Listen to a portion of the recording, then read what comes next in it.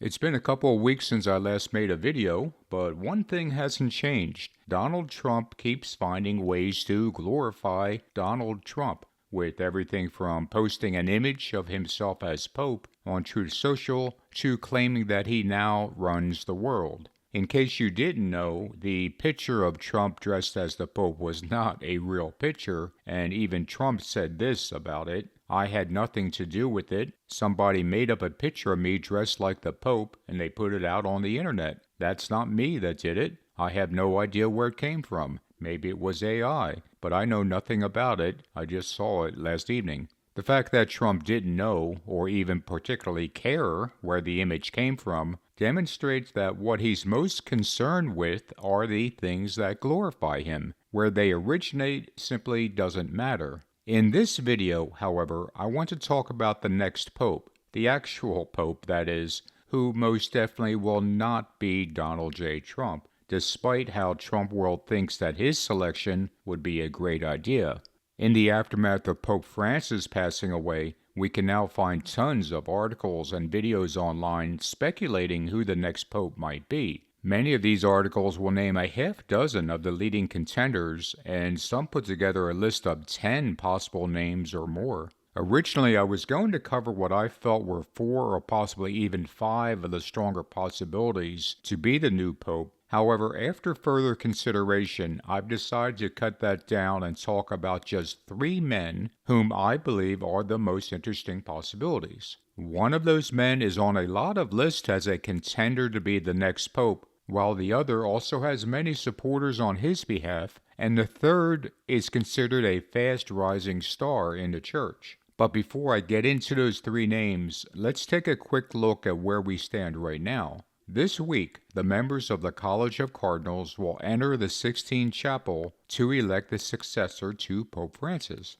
Because of the makeup of the conclave, there might not be a quick decision, and here's why. The College of Cardinals currently has 252 members. However, since cardinals must be under 80 years of age to be eligible to cast a ballot for the next pontiff, only 135 of the 252 cardinals will be voting. Some reports have the number at 133 cardinals, not 135. Either way, out of the 133 or 135 cardinals eligible to vote, 108 of them were elevated by Pope Francis. This means that 80% of the votes cast will be cast by cardinals who owed their current position to Francis. On the surface, that would seem to indicate that these cardinals will most likely cast their votes for a pope who is ideologically similar to Francis. However, it's not that cut and dry, because the conclave is also much more geographically diverse than in the past. When Francis was picked in 2013, a majority of the voting cardinals were European. This time around, however, Europe represents just 39% of the voting cardinals, while 17% come from Asia, 15% from North America, and 13% each from South America and Africa.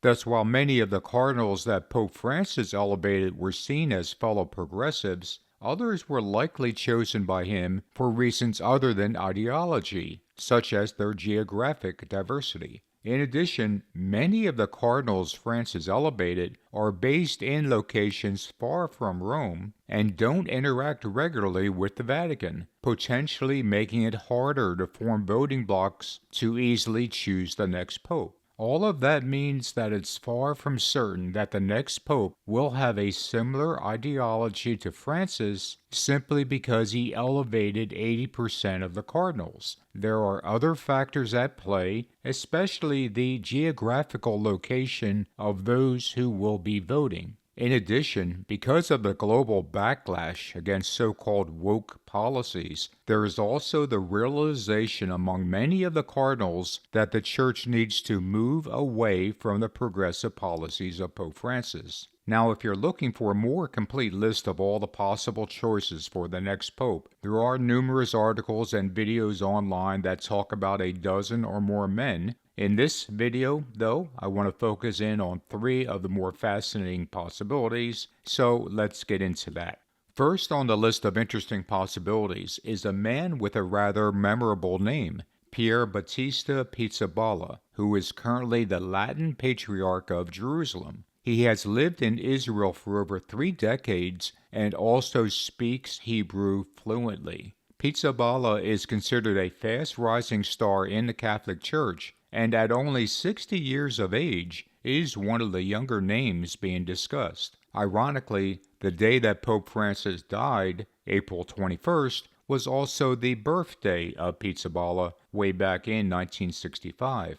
As unique as his last name might be, his first name is also fascinating. Pierre Batista is a combination of Pietro, a diminutive of Peter, and Batista, meaning Baptist. So Pierre Batista essentially translates to Peter the Baptist. Pizzaballa did support many of Pope Francis' objectives, such as the synodal path, which seeks to find a balance between different perspectives within the Church. He also strongly emphasizes the need for interfaith dialogue and the importance of social justice. Despite those things, he is generally considered to be what's called a soft conservative within the Catholic Church. While not as overtly traditional as some of the other cardinals, he is seen as part of the conservative wing. Speaking of being overtly conservative, the second interesting possibility is Cardinal Raymond Burke, who, if selected to be the next pope, would mark the first time an American has held the papacy in the Catholic Church's 2,000-year history. Burke is a traditionalist and is also unabashedly pro-Donald Trump. Burke often spoke out to contradict the more progressive actions of Pope Francis, to the point that Francis even stripped Burke of his role as head of the Catholic courts, the panel that chooses judges. Burke even lost his free Rome apartment. The case against Burke being the next pope is, as I mentioned a moment ago, the fact that 80% of the cardinals who will be voting owe their position to Pope Francis. While many of them do want to move away from the liberalness of Francis, they have no desire to choose an ultra-conservative like Burke. But again, this particular conclave is much more geographically diverse than in the past. So Burke just might find the necessary votes, especially if enough cardinals are convinced that it would be beneficial for the Church to get along with the American president. And there is also, unquestionably, a very strong MAGA element within conservative Catholicism, which would love nothing more than to see the next pope walk lockstep alongside Donald Trump.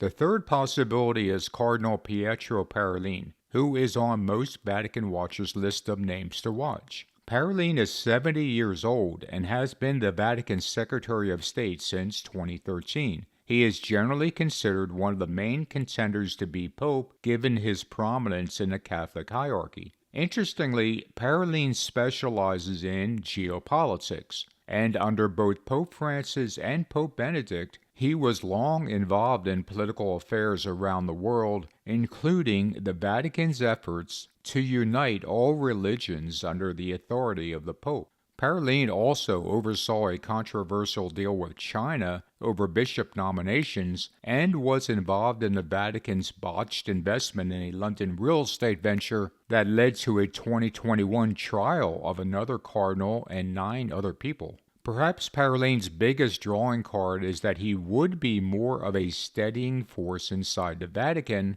whereas Pope Francis was often viewed as being divisive. Although not as conservative as many cardinals would prefer, he is not perceived as being as progressive as Francis was. Because of all that, Parolin is viewed as the compromise candidate, the one who just enough cardinals might settle on in order to prevent the next pope from being someone they do not prefer, which is either too conservative or too much like Pope Francis. Those are the 3 names that fascinate me the most. One is a young cardinal who lives in Israel and is seen as moderately conservative. The second is more of a conservative firebrand and a very strong supporter of Donald Trump. The third is that steadying force that some believe the Church needs. But before I go any further, let's take a moment to discuss what's known as the prophecy of the popes. or the St. Malachi prophecy, which was first published in 1595. In the prophecy, St. Malachi is said to have predicted the final 112 popes, beginning with Pope Celestine II in 1143. According to some, the 112th pope would have been Pope Francis. However, others say that Francis was actually an illegitimate pope, and it's the next pope who will be the 112th.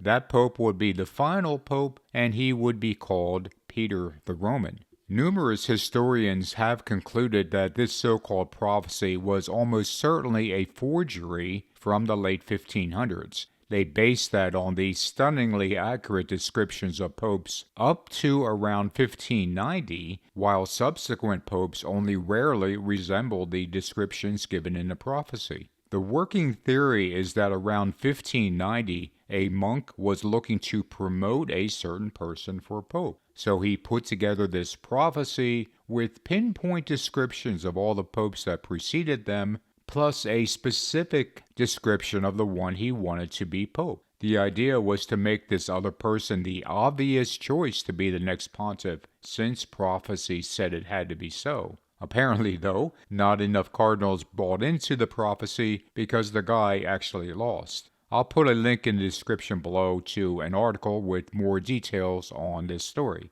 But while the prophecy of the popes is almost certainly a forged document, it is interesting that it will likely come very close to getting the final number of popes correct. It may also turn out to be correct in that the last pope could be named Peter. However, that doesn't mean the prophecy itself came from God, as dark spirits can occasionally give true prophecy. For example, in the Old Testament, King Saul visited the witch of Endor in order to find out what was to happen in battle the next day. This despite the fact that Saul had banished all sorcerers and conjurers from his kingdom. The woman initially refused to offer a prophecy because of King Saul's own royal edict against sorcery, but Saul assured her that she would not be punished. The sorceress conjured up a spirit which informed Saul that he and his 3 sons would die in battle the next day and that the Israelites would fall to the Philistines.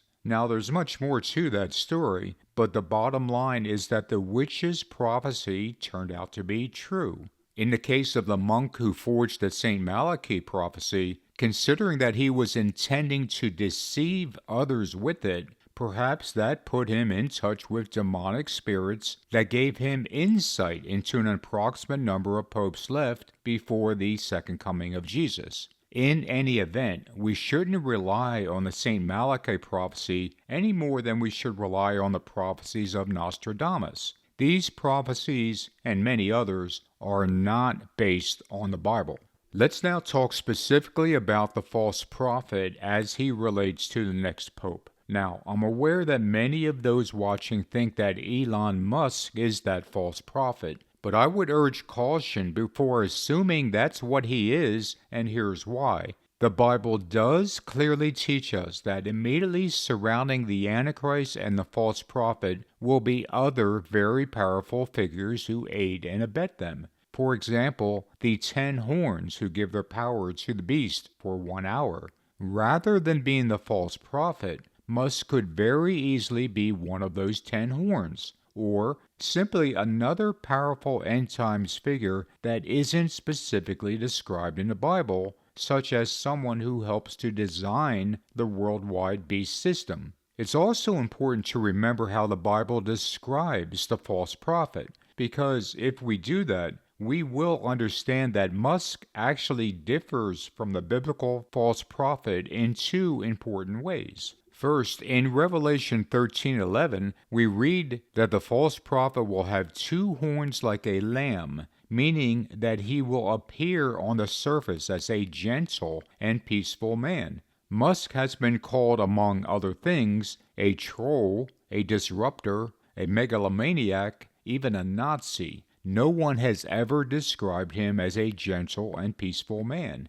Second, despite what many believe, the reference to the false prophet making fire come down from heaven does not refer to Musk and his rockets. We know that because the false prophet of the Bible uses his miracles to deceive the people of the earth into making an image to the beast. Absolutely no one is associating Musk rockets coming back down to Earth as being a real miracle from heaven above. These rockets are not deceiving the inhabitants of the Earth to the point where anyone is making an image to the beast, because that's the whole purpose of a false prophet's miracles. They are meant to deceive the world into making an image. That is not the case with Elon Musk and his reusable rockets, which are not miracles and are not deceiving the world.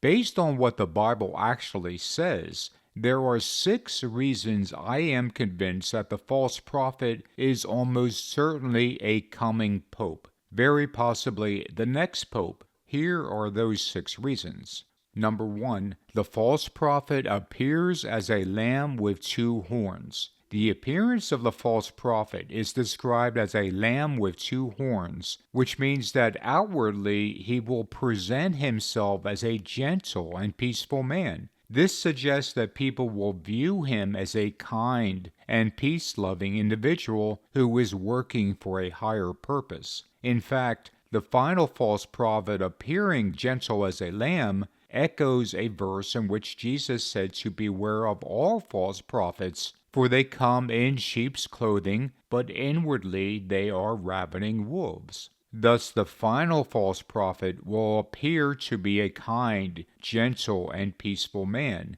That is how the world will see him. Number 2, the false prophet wants the world to worship the Antichrist. In addition to appearing as a gentle and peaceful man, we're also told that the false prophet's purpose is to get the world to worship the Antichrist. The connection to worship has the clear implication of him presenting himself as a man of God, a religious leader for the world.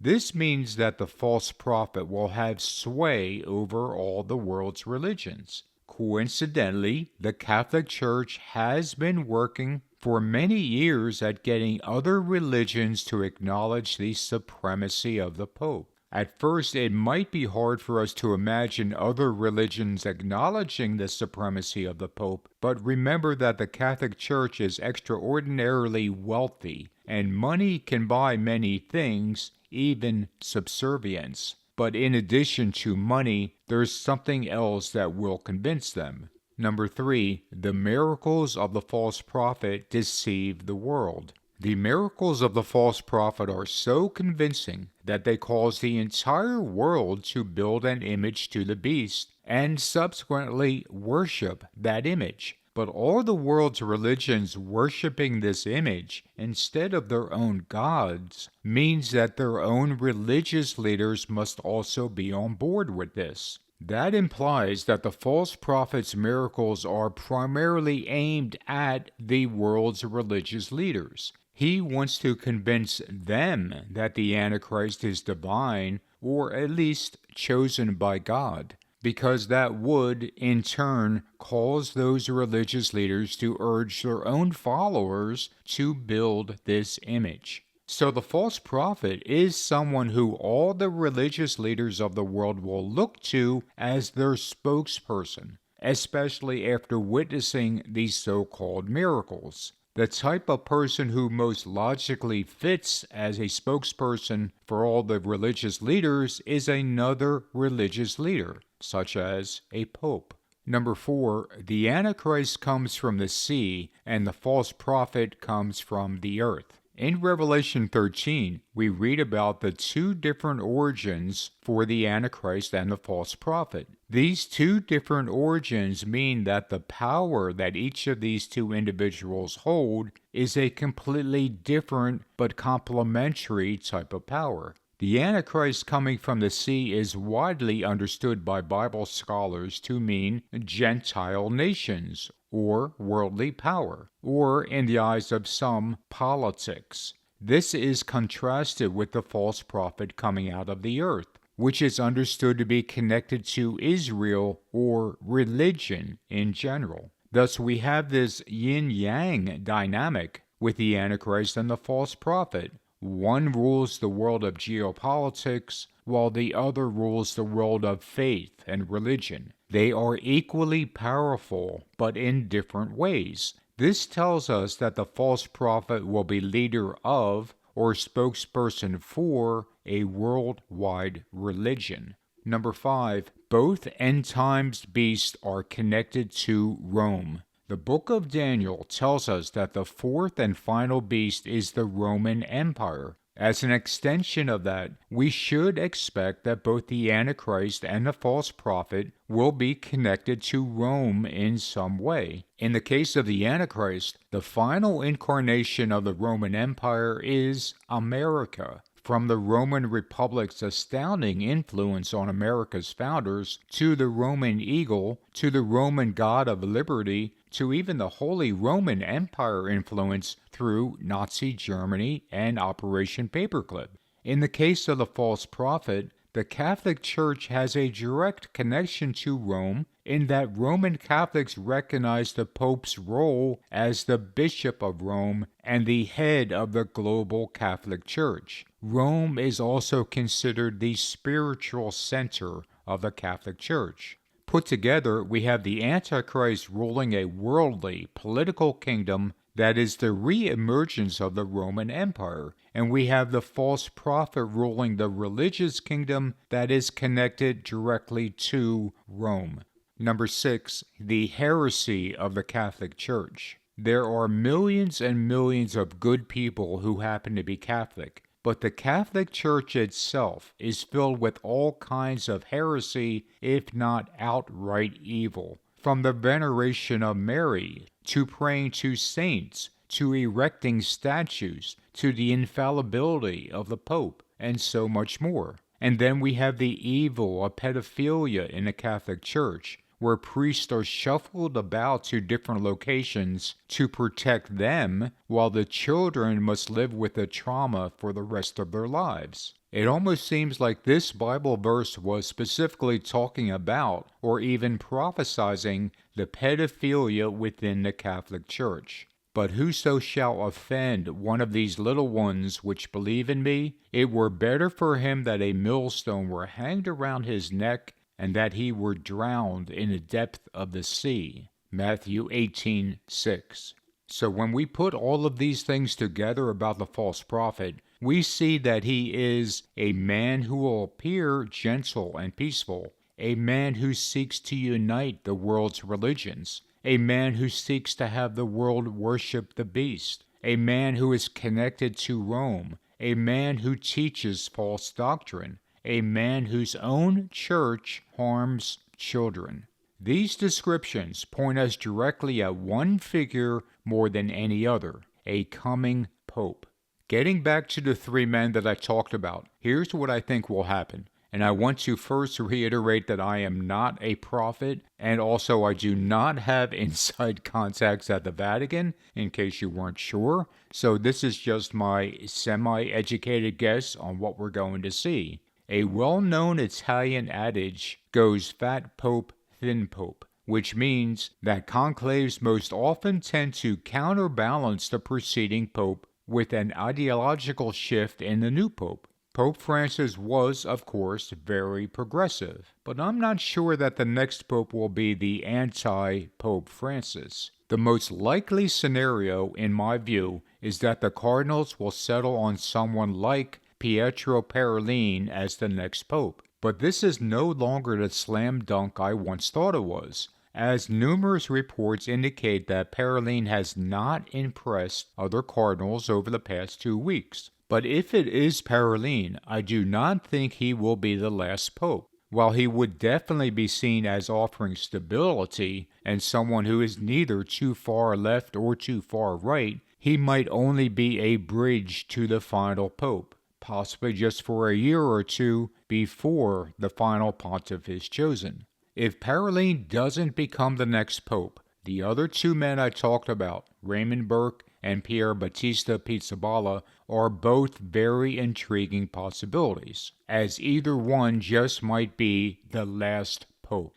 In the case of Pizzala, he has the interesting connection to Israel, which many Bible scholars believe is the earth in Revelation 13. Pizzala is that fast-rising star in the church, although at this time it is not clear what he thinks about the man who lines up with the biblical Antichrist, Donald J. Trump. The other man, Raymond Burke, makes it quite clear that he is a big fan of Donald J. Trump, although it remains to be seen how he could be connected to Israel. Perhaps down the road there is an attack on the Vatican, and the pontiff at that time decides to temporarily make his home in Jerusalem. No matter what happens, it might not be that long until we find out. While I initially thought this might drag out for a couple of weeks, I have read recent reports that this could be a quick decision, and that quick decision might just reveal the false prophet. Thank you for taking the time to watch this video, and I will talk to you guys soon.